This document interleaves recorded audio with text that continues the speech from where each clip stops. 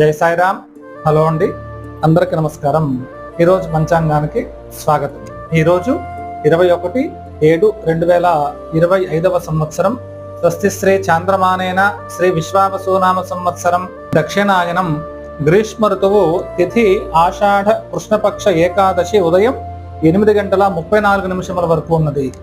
వారం వచ్చేసి సోమవారం.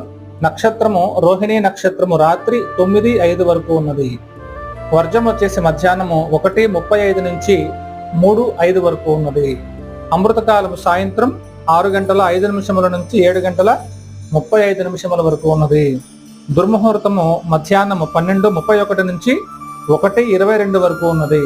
పునః దుర్ముహూర్తం మధ్యాహ్నము 3:06 నుంచి 3:58 వరకు ఉన్నది.